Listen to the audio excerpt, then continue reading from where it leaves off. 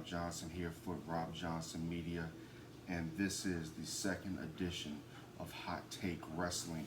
Ladies and gentlemen, tonight we talk Smackdown, give you some of the epic moments from tonight's show. Started off with Daniel Bryan coming out giving a fiery promo about how everyone told him no, and that's how the WWE Universe continued to tell him yes.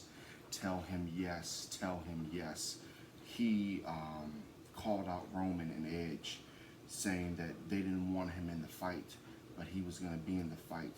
I felt his promo. His promo was probably, I'd give it a 9 out of 10. It was so good. Also, we had the Smackdown four-way for the tag team titles. Great match. A lot of high-packed action. Mysterio and his son did a great job throughout the match.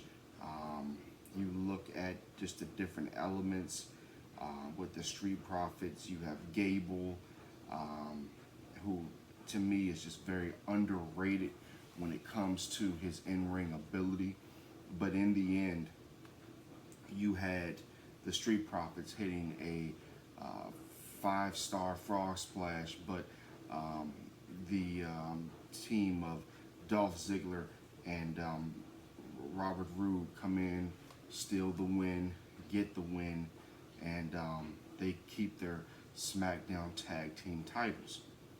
Then you had the tag team turmoil situation going on, where you had a match between Tamina and Nia Jax. This match, surprisingly, for me, was very good. Tamina showed me a lot.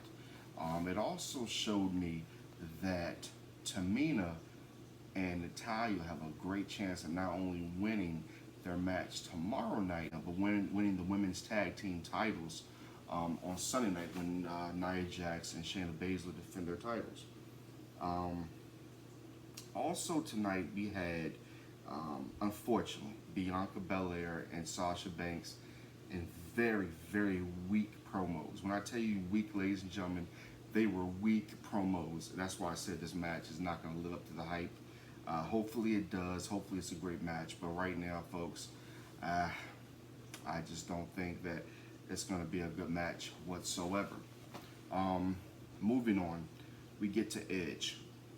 Edge was probably one of the most passionate, most just great promos I've seen in a very, very long time. Talked about the fusion of his neck. Talked about how hard he had to work to come back. Talking about how Daniel Bryan didn't deserve to be in the match. The animosity of this match, folks, is just off the charts. I love it. It's high intensity. You can tell the hate. You can tell the just vitriol between those two. And then you add on Roman Reigns, who came on later. I'm telling you, folks, it is going to be an epic match. Edge's promo really hit here. It hit here. I'm telling you, like him going through things, and the crowd was just with it the entire time. Let's talk about the Andre the Giant Memorial Battle Royal. A lot better match than I thought it was going to be. I thought it was going to be one of those matches where, just going to be, lack of action here, lack of action there. You had some names in there. You had a Ricochet, you had a King Corbin, you had a Jey Uso, you had a Shinsuke Nakamura.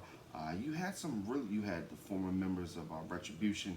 You had the former members of Hurt Business. You had some really good guys in this match. And in the end, Shinsuke Nakamura and Jey Uso battled it out at the end, and Jey Uso got the win, but terrific win. Right after he received his trophy for that win, Roman Reigns, the big dog, the WWE Universal Champion, came out, and man, he set the world on fire just like Edge did. As much as I like Daniel Bryan's promo, Edge and Roman Reigns, I feel like set the standard for what this match is going to be. I tell you, I don't think I'll be able to watch the match live Sunday night, but I'll be able to go back. That is the must-see match.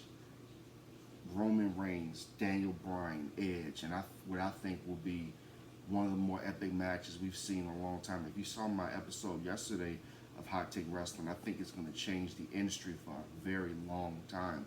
This could be the turning point. Remember, this is the first pay-per-view with no Shawn Michaels, Triple H, or Undertaker since, I believe, '88.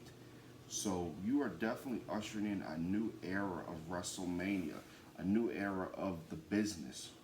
So these guys, especially a guy like Roman, who still has a lot left. You look at a guy like Edge, you don't know how much time he has left. You look at a guy like Daniel Bryan, you don't know how much time he has left. But Roman Reigns still is in the prime of his career. He's got a long, long time to go.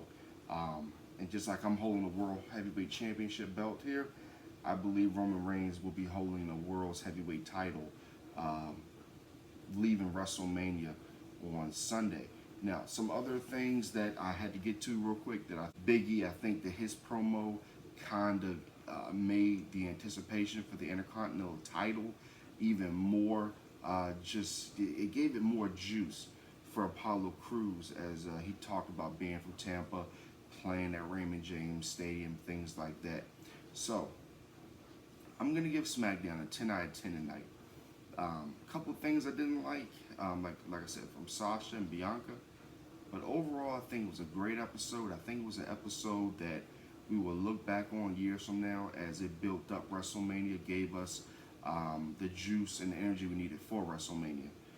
Especially because we're going to have fans there, especially because it's WrestleMania, folks. And WrestleMania is just a great event every year.